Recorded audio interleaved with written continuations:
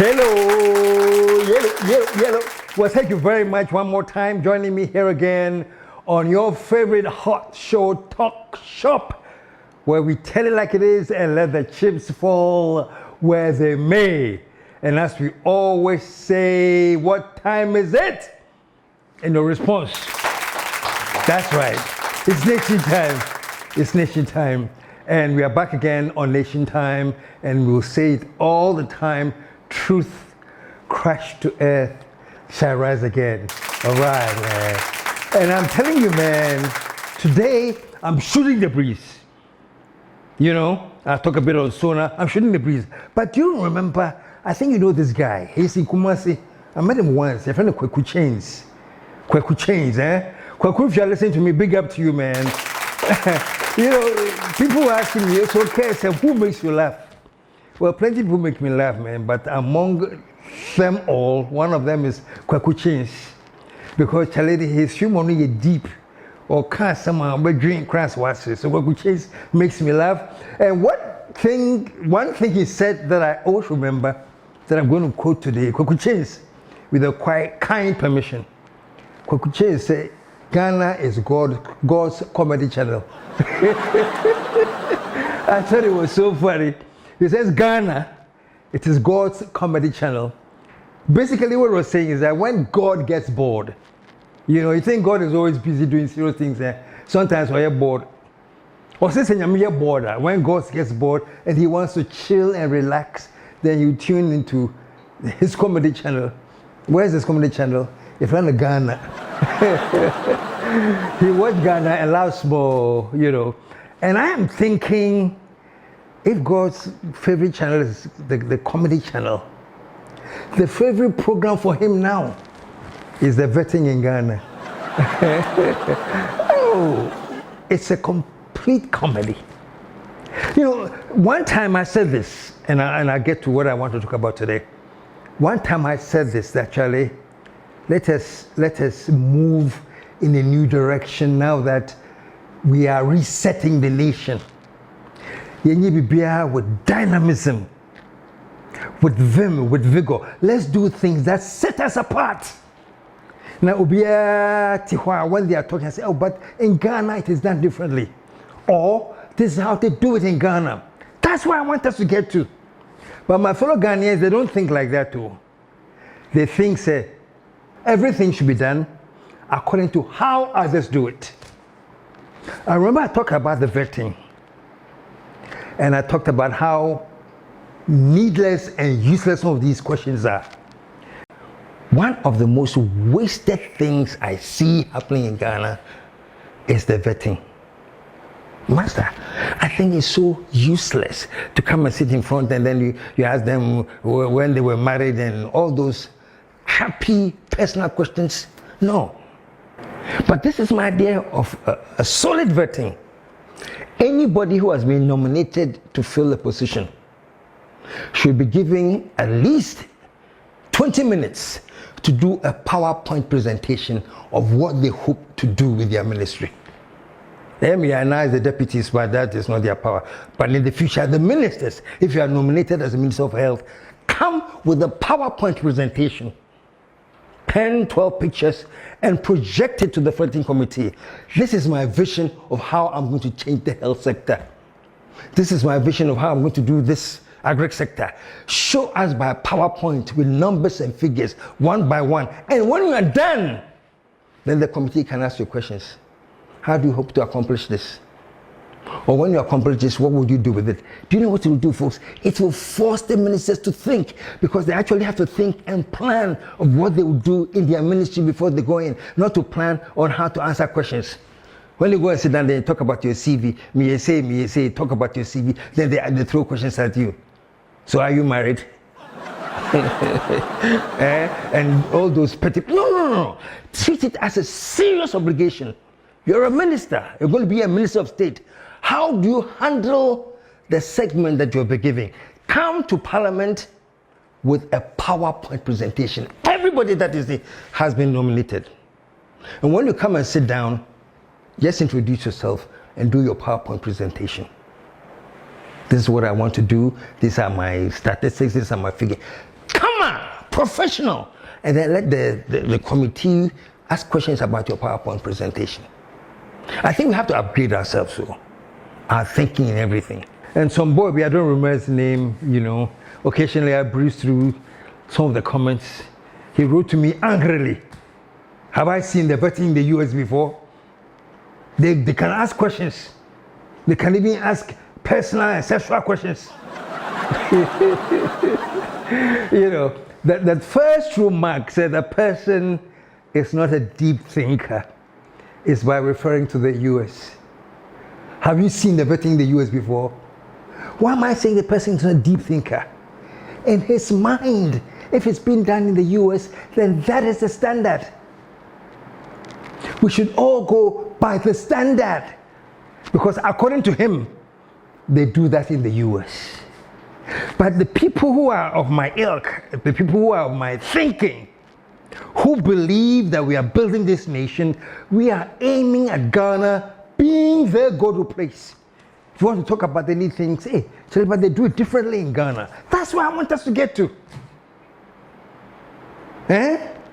So don't tell me I'm suggesting something and they even don't do that in America. So how can I say you should do it in Ghana? Because the vetting thing to me has become one of God's greatest comedy channels. I kid you not, you know. There are some questions that they ask. I guess during vetting, people think that vetting, we have to know everything about the candidate, which I think is totally ridiculous. But maybe that's how some people think and believe. There's this guy on there who is being vetted for the position of Deputy Agricultural Minister, John Domelo. He's being vetted because they want to see his competence when it comes to being a Deputy Agriculture Minister. And that's what vetting is all about too. This man is being sent to a certain sector. Is he competent? What makes him competent? Is he knowledgeable about where he's being sent? What is the importance of him being knowledgeable? It is because he's going to add value to the sector. Because when you answer, he knows the workings of it. And that's what the vetting is supposed to find out. Say, does he have thorough knowledge?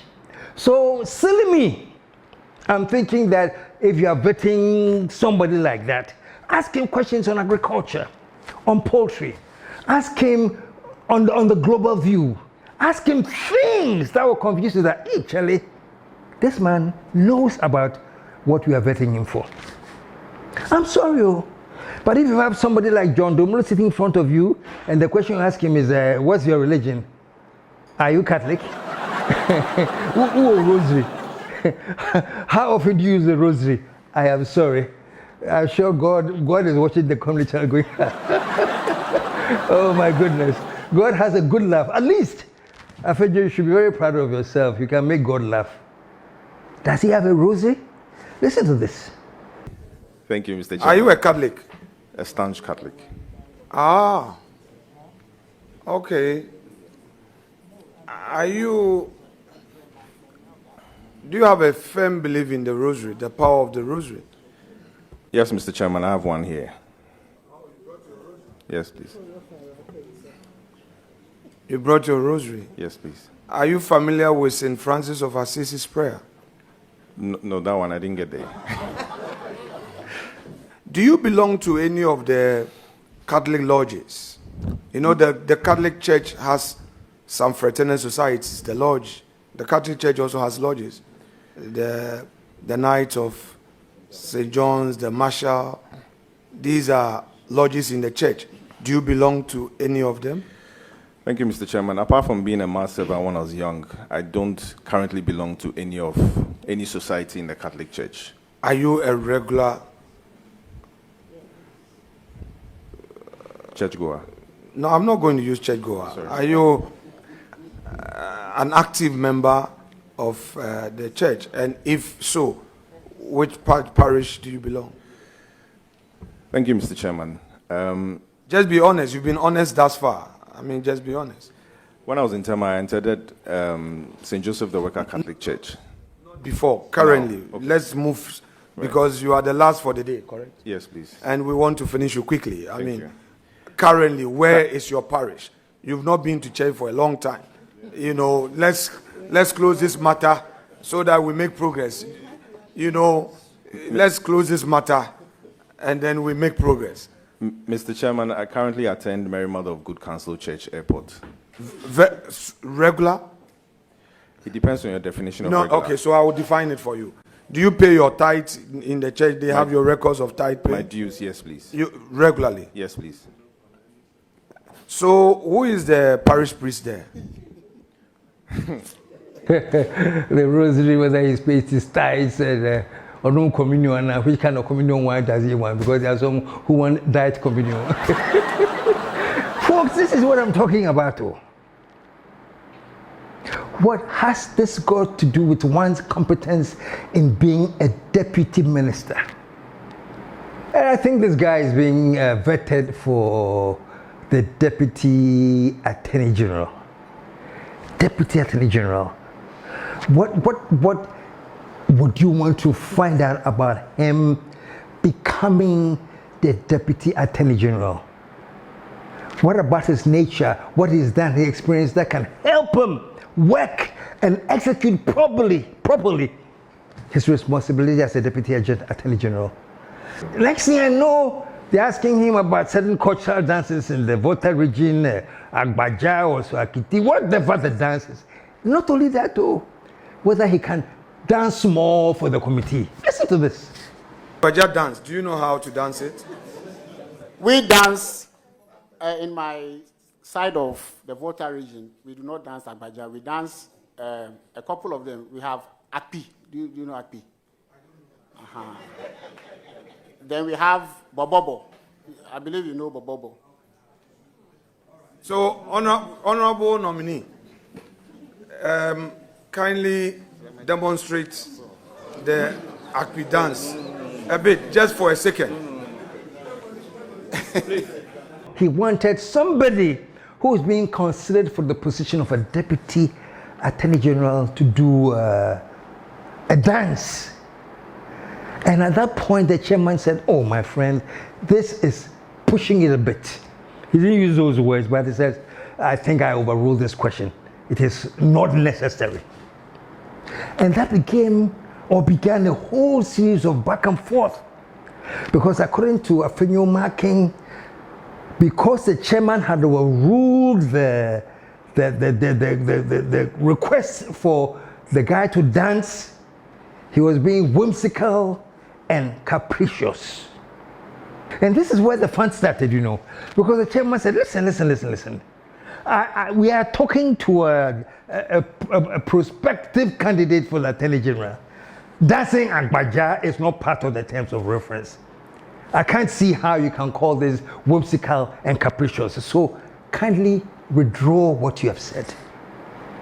And the great Afenyo Markin said, "No, I won't withdraw." And he went back and forth.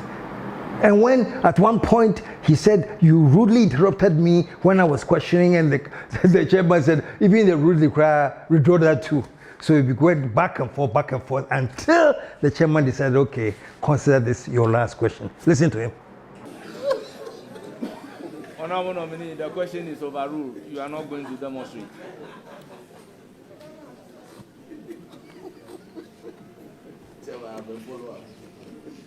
Chairman, if you decide to be whimsical and capricious, it will not advance the work of this committee. Apart from the constitutional issues involved, it is also about our culture. We've had nominees speaking their dialect here. And I do not think that if you start by "is overruled. The man is talking about a dance that we all don't know until today. If anybody had asked me in the Volta region, as part of our culture, what are the dances, I would have said Agbaja and Bobobo. Today, he is enlightening me and others And I'm saying that he should demonstrate it just in some 30 seconds. And you saying that, you know, you are disallowing the question. Leader, I take offense from the fact that you are saying I'm being whimsical and capricious. So I will urge upon you to withdraw those words used on me. Chairman, I will still not stand withdraw. by I will not overruling the question I that will not you are not withdraw. going to You demonstrate were whimsical. any dance. You were whimsical and capricious in the way you overruled my question. I will not withdraw. You would not demonstrate any dance. This is not a demonstration forum. This is appointment committee. So I insist that you withdraw the word that I'm being whimsical and capricious. Chairman, I will not withdraw. I'm sorry. I will not withdraw. You rudely overruled me. I will not withdraw. I would again ask that you withdraw the word rudely. Chairman, one more time, I will not withdraw. I'm sorry. Will you withdraw? Chairman, I'm sorry, I will not withdraw. Well, to demonstrate to you that I am the chairman for this particular vetting committee, that may be your last question. I will proceed. Honourable members, I take a great exception to the minority leader saying I am whimsical, capricious, and I rudely interrupted. As a chairman of the committee, I'm entitled to overrule a question.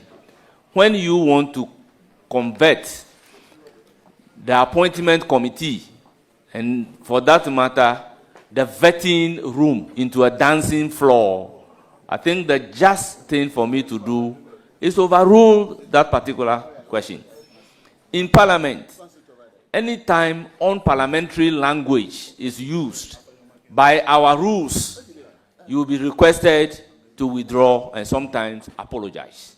When you refuse to do so, he is even lucky that I have not even cited him for contempt. Honorable members, let's make progress. So, but it gets more interesting. I want you to watch this and follow it closely because it gets even more interesting. He happened to talk to the candidate, Mr. Apak. And I think Apak was there and he was being vetted for, is it Deputy Education Minister? Yeah. And with that, he referred to a post which Apak had posted, and I think it was a long post regarding Galamsey this, Galamsey that. And in the post, I think Apak then writing actually hit the president and hit the vice president. I mean, he hit Nana Akufo-Addo and he hit Bawumia in his post. He actually asked Apak to read the post, that section of the post. Listen to Apak reading that section of the post. Read before you a post made by you in September 2024. Most grateful, Mr. Chair. The post obviously is one that I made. It bears my name and my image. And it reads, with your permission, the corrupt, useless and reckless Akufo-Addo Bawumia MPP government would rather deploy the military to chase phantom grain smugglers than deploy the military to deal with the Galamsey menace. Then again, what do you expect from a government party that is profiting from the destruction of our forests, the pollution of our water bodies, via illegal mining? Is it not evident that the so-called fight against illegal mining by the Akufo-Addo Bawumia MPP government is a hoax? A vote for DMB/MPP is a vote to upgrade the Galamsey menace. Let's rescue and reset Ghana. Okay, so Apak comes back, and his whole thing is this.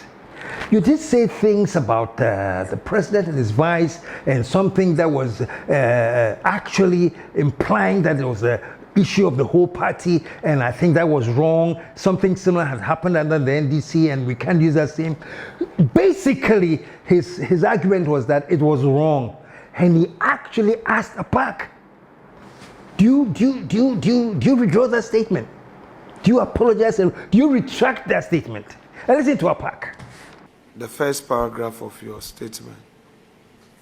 Do you stand by this, or you believe that with the benefit of hindsight, you could have used a more measured language as a politician? I understand you made this on the 4th of September in the heat of campaign, but would you say that you could have been more measured in the language you use on first paragraph?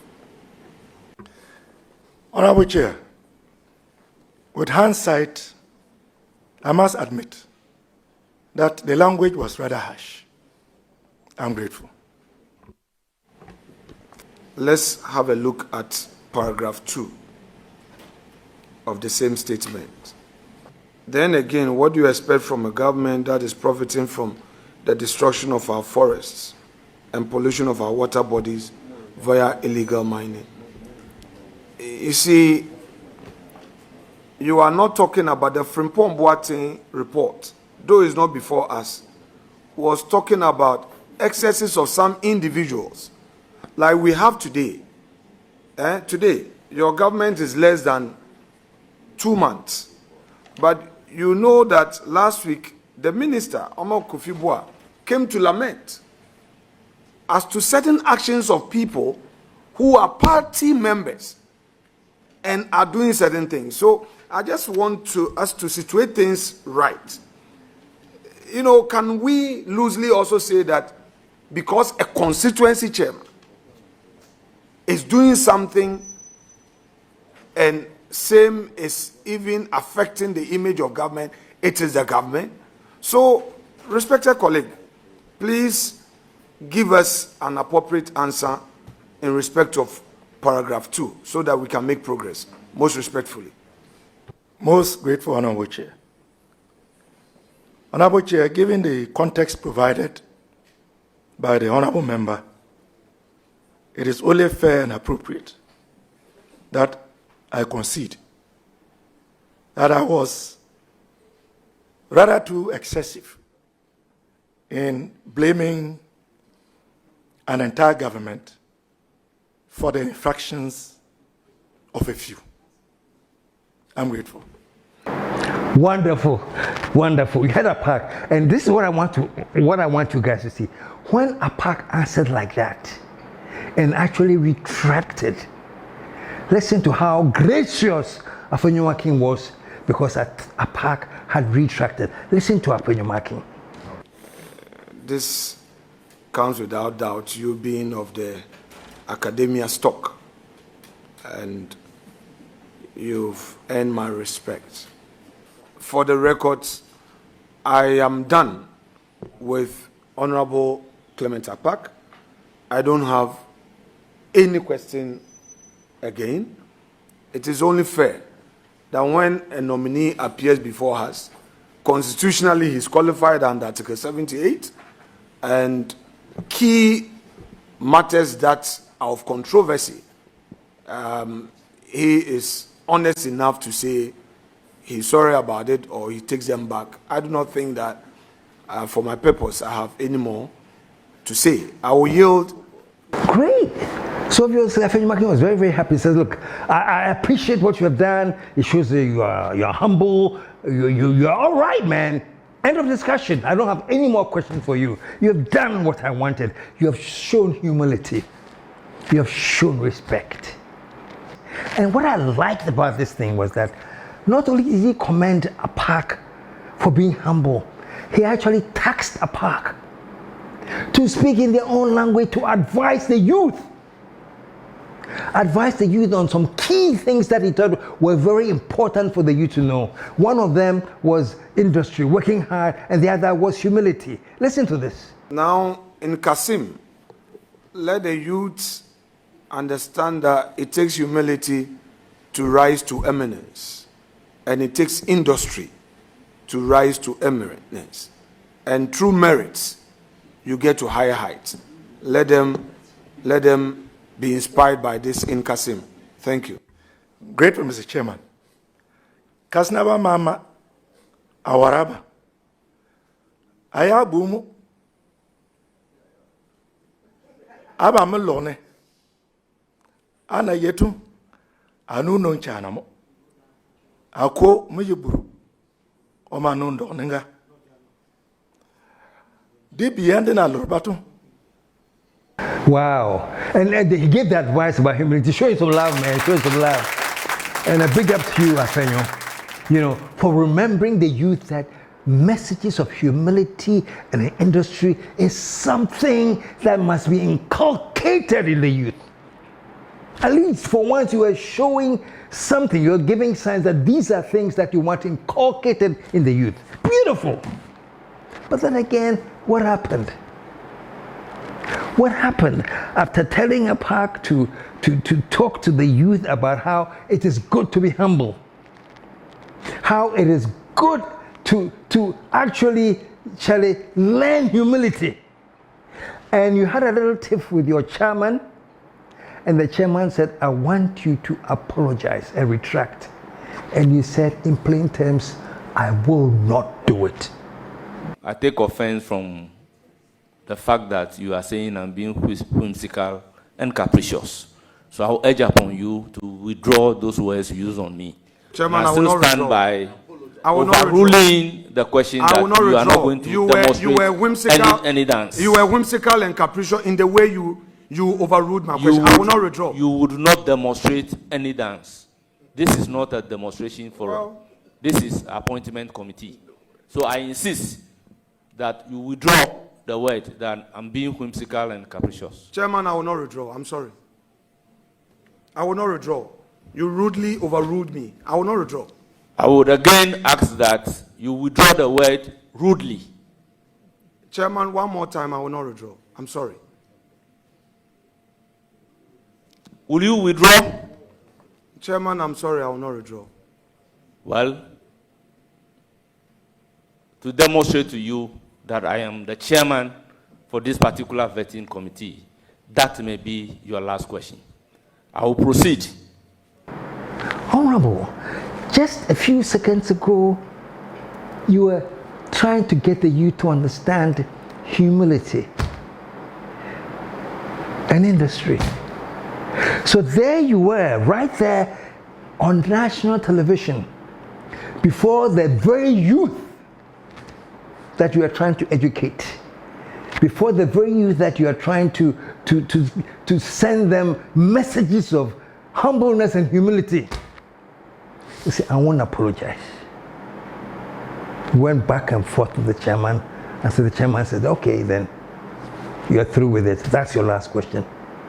And it's interesting, you know, I don't know. Honestly, I was wondering if the chairman had not objected to the thing and he had insisted that I am questioning you, I want you to dance a little bit of Bakbaja, or is it whatever the dance you wanted to dance. I was wondering, hey, I want to see how will the minister handle this.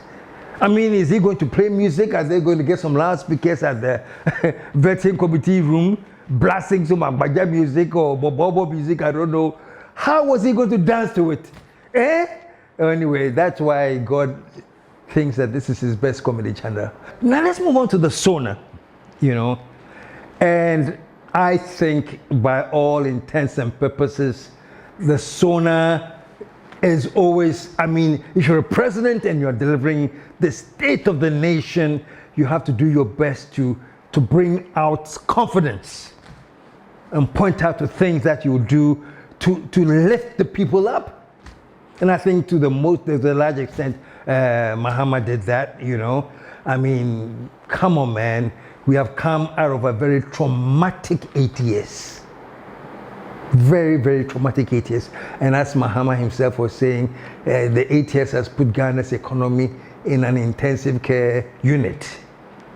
But he assured Ghanaians that whatever it is, he, as president, would take responsibility and fix it. A few things I observed, you know. It was a state of a nation that was devoid of we have just inherited this from the MPP, and they did this, that, and they did that, and they messed this, and they messed that, and lament on a whole series of issues on the mess they have inherited. It wasn't like that. Like there was mess, there was no apportioning of blame, it was just that we have inherited mess, and I'm going to do all my best to lift us out of this mess. That was the extent of the message. The message there, please listen to it. So many things were said. I'm just saying that the crux of it was that we have inherited an economy in ICU, but now that we are in power and I'm the president, I am supposed to fix it. So I will fix it. He actually said that. Listen to this. Mr. Speaker, as I stated earlier, Article 67 of the 1992 Constitution requires that I give an account of the state of our nation to Parliament. I'm sad to report that the state of our nation is not good.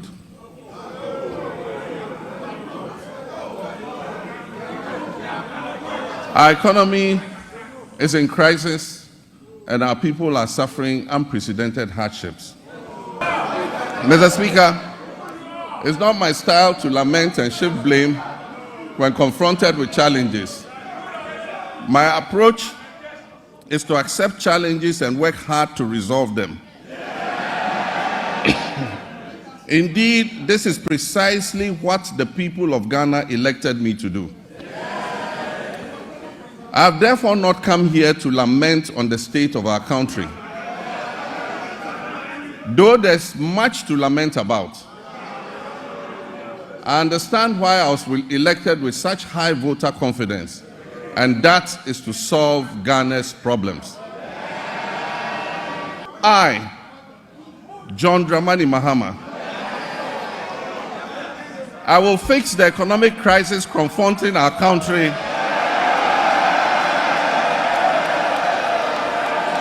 and reset it on a path of growth and prosperity. And he said, we'll fix it, you know? And then what else can I expect from a State of the Union, from the leader of the country, saying, I've inherited mess, but I'll fix it? I say, I am commending him because he didn't spend the time blaming and apportioning blame. He was blamed for 8 years, by the way, when the reverse happened. Every blame, Ghanaians were reminded that it was under Mahama that caused this. He chose to just say, here's the situation we are in, and we are moving forward. And what touched me that I like, and I hope he does, is the oral issue. Operation Recover All Loot. He said, I'm bent on this, man. I'm focused on this. And he said something that I agreed with. He says he knows that Ghanaians voted for him primarily because of his fight to recover the loot and his fight against corruption. Mr. Speaker, Ghanaians voted largely and overwhelmingly and endorsed the NDC because we demonstrated a strong commitment and abhorrence for corruption. We pledged to fight corruption and implement far-reaching reforms that will eventually achieve a sustainable zero-tolerance policy against corruption. That was the key thing that many Ghanaians, it touched home when he says, when I come, the lands, the money, the loot, everything that has been lifted illegally, I am going to recover it. Mr. Speaker, we stand on the cusp of making history. The history of a country that prioritizes transparency and accountability as key elements of governance. During my campaign for president, I pledged, as captured by the NDC's 2024 manifesto, to take a strong stance against corruption. Mr. Speaker, we must end state capture. Mr. Speaker, we must end the purchase of state and public assets, such as land and other immovable assets, by members of the political class. Mr. Speaker, I pledge to fight corruption head-on by implementing Operation Recover All the Loot, oral. In that regard, Mr. Speaker, one of the first committees I established, even before my investiture as president, was to establish the oral committee on the sidelines of our transition. It is instructive to announce that the committee received over 2,000 complaints from the public and has since handed over a comprehensive report. This report has been given to the Attorney General for further review, thorough investigation, and eventual prosecutions. Mr. Speaker, the recent arrest related to the unwarranted payment of $2 million of Ghanaian taxpayers' money in the Sky train saga, and then also the National Service Ghost Name scandal, mark only the beginning of a comprehensive response based on the oral committee's findings. Mr. Speaker, let me state that my commitment to fighting corruption will continue with the establishment of a unit at the presidency and the maintenance of the hotline where complaints and reports regarding graft and corruption will continue to be received and transferred to the office of the Attorney General. So I was glad that he knows that, hey, he has his whole, how do I call it, presidency is riding on this promise.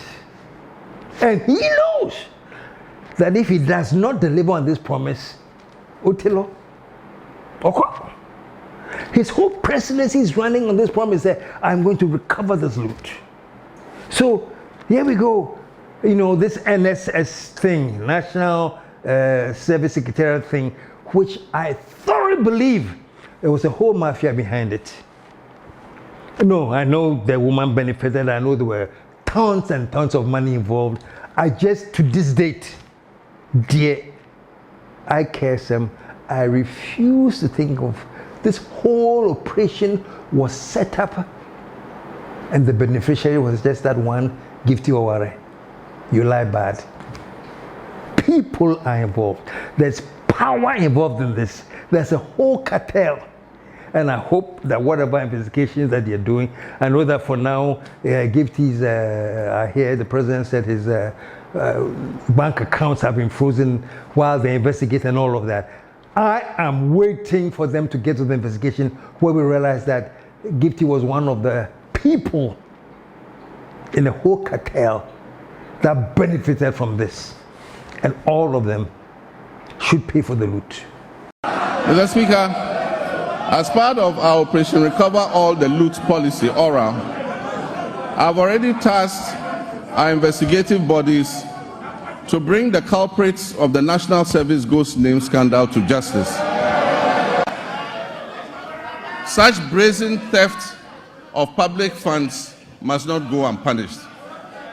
It is estimated that the criminal addition of some more than 80,000 ghost names could have yielded the suspects over 50 million Ghana cedis every month.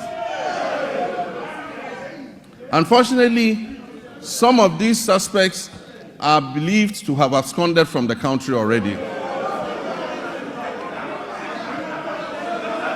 I have directed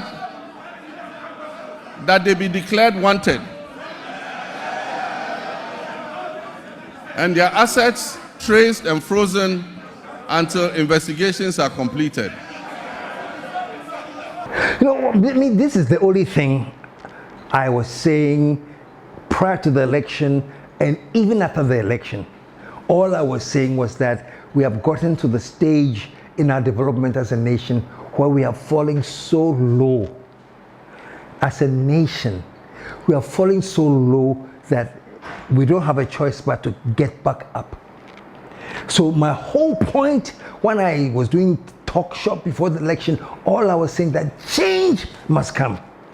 Because once we have changed and resetting has happened, we can start coming back up. And we can change the narrative, because how it's going, it cannot continue. And one thing too that I want all those people who voted for change to remember is this. Folks, when you are competing with an incumbent government who is sitting on the cash, who controls the cash, trust me, it's an uphill task. And for many, many, many people, what they were afraid of in terms of the NDC might lose. They say, but the NDC is Whimsical. Because the whole nation knew that the MPP had built the war chest. They had the money. Oh my goodness. They had the money. Do you know how much money you must have to buy a whole community? Everyone has a TV set and a fridge. Cash money, they can't want them know. A whole community of people. What should be a TV back, what should be a fridge back, cookers and things. Spreading money, cash, 500 minimum, just for votes and things. It takes money. And trust me, unless you have built a financial war chest, you can't. For so many people who are afraid that, Charlie, maybe Ghanaians are looking for change and they want the NDC, but they were saying, Charlie, the amount of money that the MPP has, it will be very difficult to topple that war chest. That was the biggest fear. I mean, it just came to light, I think, what, Agenda 111.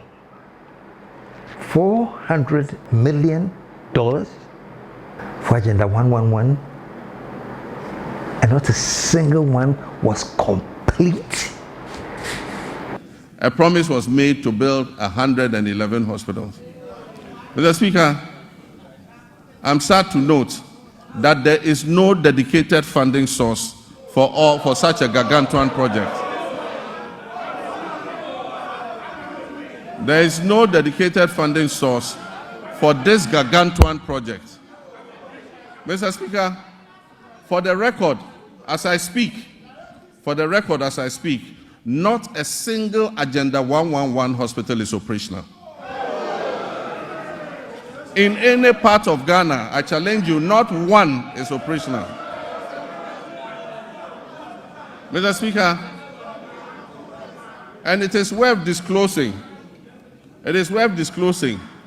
that $400 million has already been disbursed under the Agenda 111 project. Mr. Speaker, at a rate of approximately $80 million per hospital, this $400 million spent could have completed and made operational at least 22 of those hospitals. Where did the money go? Straight to the war chest. Trust me. There was a war chest that the NDC had to contend with.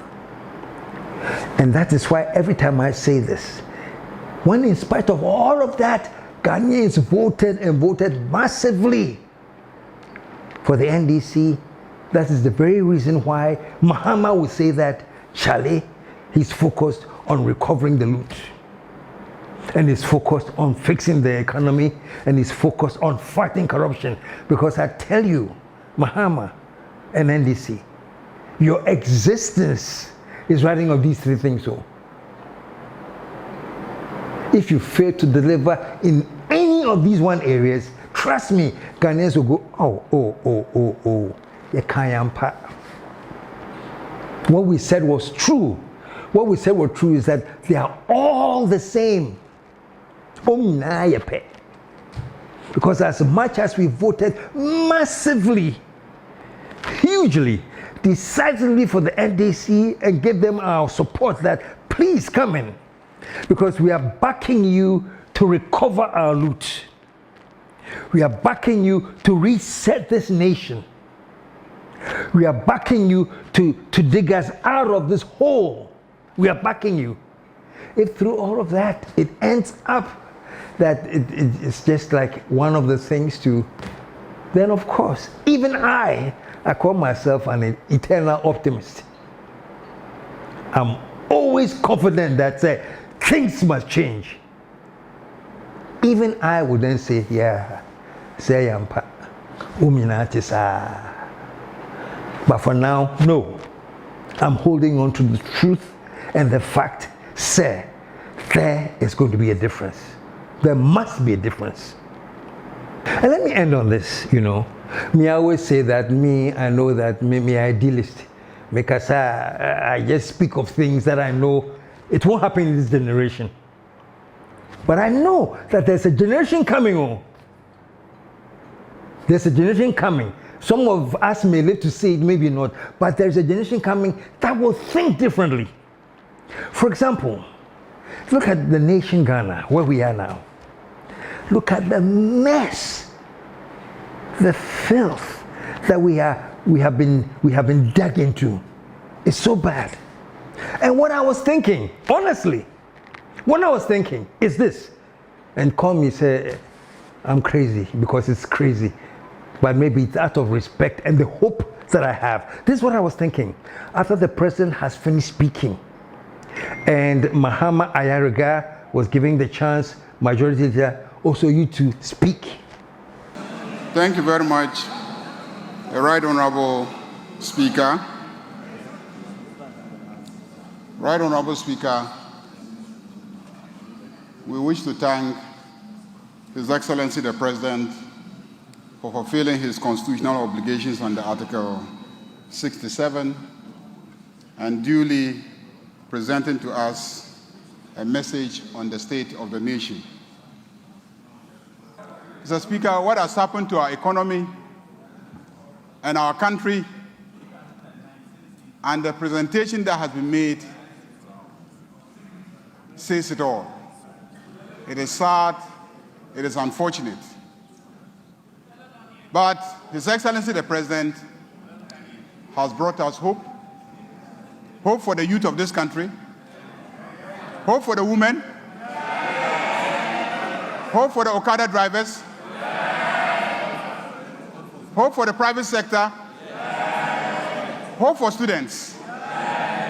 And hope for ordinary Ghanaians who did everything to bring him to office with such an overwhelming number.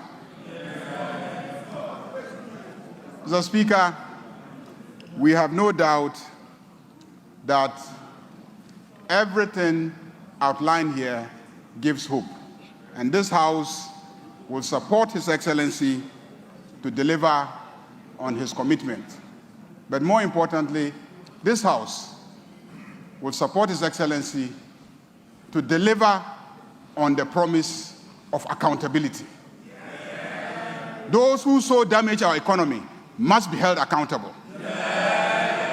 And we will support him to deliver on the commitment to accountability. And then the chance came for Afenyo Markin to speak. Do you know what I was thinking? I would say, sometimes me too, I can be childish. I was thinking that Afenyo Markin would come after he congratulated the president. He was going to follow up by saying, yes, you know, Ghana is in a very, very, very tough place now. And since it is the country for all of us, MPP, NDC, PNC, whoever, the country belongs to all of us. So we have all decided, at least the election has told us that the whole country has decided that no, things must change. That is one positive word from the entire election result, that things must change. I was thinking that Afenyo Markin will come and surprise everybody and say, yeah, thank you, Mr. President. This is the first time I've had the chance to congratulate you. We have listened to what you said, and we wish you the best in trying to lift Ghana, because all of us will benefit.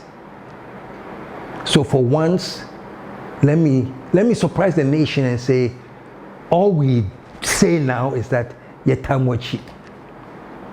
When we are wrong, we will tell you when you are wrong. When we have to oppose, we'll go ahead and oppose. But generally, Mr. President, let us all join our hands together and lift this nation up. See how childish I can become? I was so childish that this is what I expected from Afenyo Markin or from the other side. Come, for once. That's what I was expecting. But of course, I've forgotten that they have meant, what's his name, Bua. Bua came to tell Nanado in front of Nanado that how you have run the country, you have told us or taught us how not to run the country.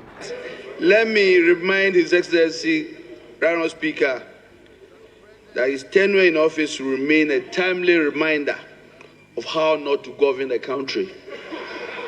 And the pain in that statement is still resting deeply in the heart of Afenyo Markin, and I guess many of his folks. And so there's no way he's going to forget that statement Boa made and come and stand there and say, no, let's all build Ghana together. No way. I have to point out to Ghana, I have to point out to the president that if you could do this in front of our president, Akufo-Addo, if Boa could stand in front of Akufo-Addo and do this, then me too, I can stand in front of John Mahama and say this. So let me tell him. On behalf of the Minority Caucus, congratulate His Excellency the President first on his election.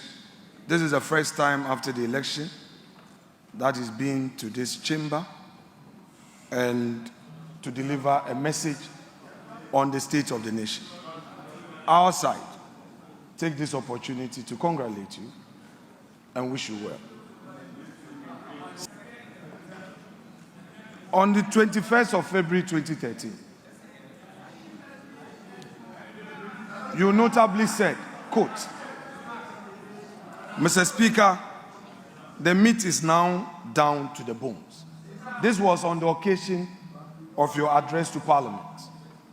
And you said that the meat is now down to the bones. This was at the time, Mr. President, that you were President of Ghana, and you had served as chair of the economic management team of your own government. Yet, when you came to this house, you lamented on the same state of the economy that you had presided and re-echoed the point that we are left with just the bones. The president again came to this house with a familiar story, the usual lamentations. He packaged it in a language as though we have a new beginning. Mr. Speaker, if the president has any concerns, his duty is to fix it.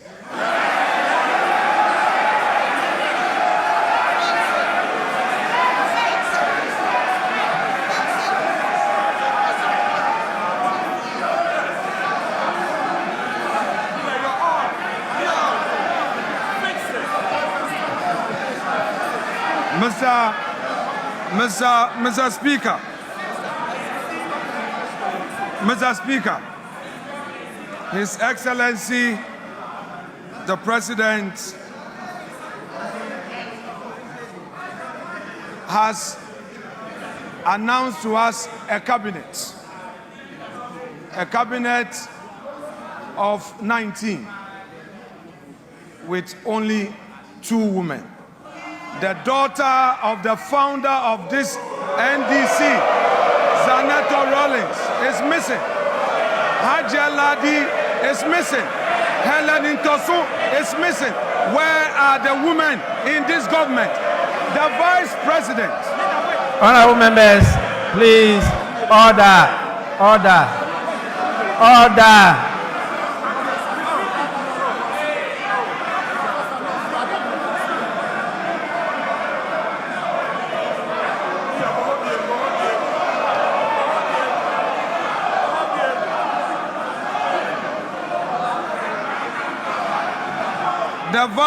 The Vice President is part of the government, and we are seeing only 2 women in cabinet, and the Vice President is sitting there.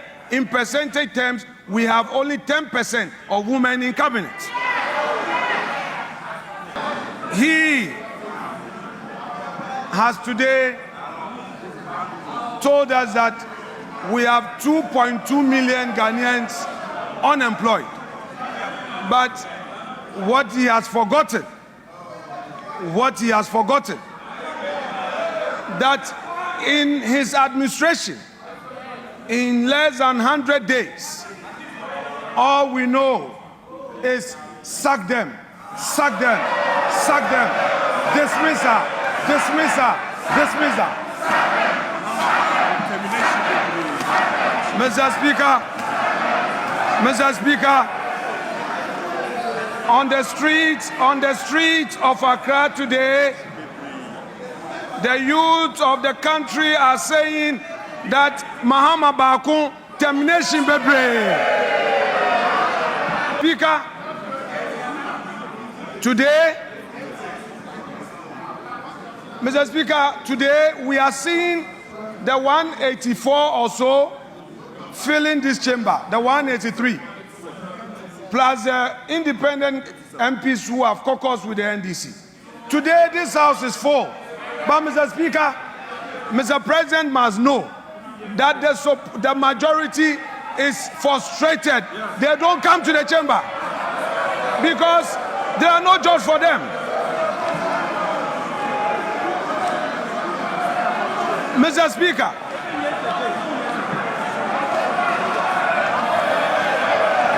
you know, but let me say something, folks, right here.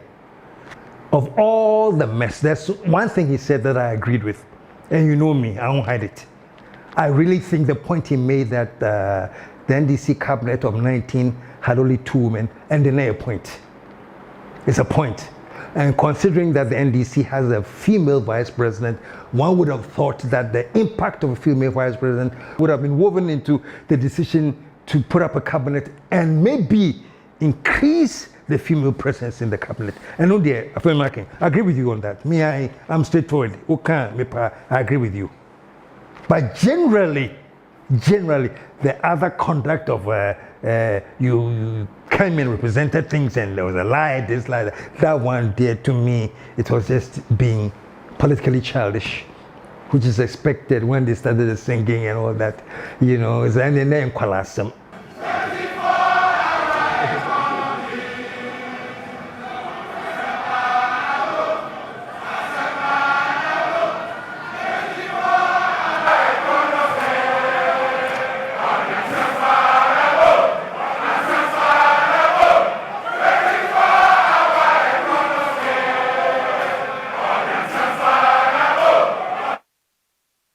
You know, when every time I have a problem, when what's his face, Alan Babin, he says, order, honorable members, order, honorable members. Babin, mommy, honorable.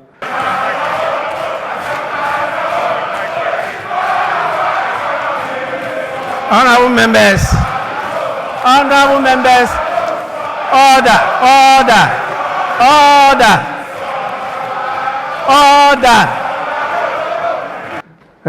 As you say, you have been giving, the parents have given you the right to treat school children like boys and girls who don't behave. You have to discipline them. Stop calling them honorable members when they become dishonorable. Tell them, gentlemen, you are disgracing yourself. Order. Anyway, folks, but let me say something. I've got so much reaction from young guys about the peace at it on Kwame Nkrumah. Young ones, so many of them possibly were not even born when Nkrumah was president. And one guy wrote something on Facebook that I thought was fascinating. He saw the broken image of Nkrumah's statue on the floor and little kids surrounding the image, you know, stepping on the statue. And he says, KSM, these were our parents. Oh. These ones you see, they are kids. I guess these are our parents and grandparents. They didn't tell us the real deal. But this is what I'm saying. I realized that the knowledge of Nkrumah was very, very, very minimal. And everything that people knew about Nkrumah so far is a gendarme and the lies that have been told. So please give me another chance, maybe in the coming 1 or 2 episodes from now. I don't know when, but I'm going to spend some time so that we can go deeper into this whole Nkrumah thing. But for today, let me end on this. President, His Excellency John Dramani Mahama, and the Vice President, Her Excellency Nana Opoku-Agyeman. I'm happy that you know what is at stake, and I'm very, very confident that you keep your focus and get it done. But let me advise you, Mr. President, as much as you are determined to move, as much as you have the vim to change things, Mr. President, never forget that the Jandam is still waiting for you. Don't for 1 minute forget the Jandam has started firing shots, and they are going to fire and fire and fire and create and fabricate and do everything they can to distract your agenda. But I'm begging you, stay the course. Reset Ghana. There are some of us who will back you because at this point, and your partisan issue is the nation, and Ghana should and will rise again.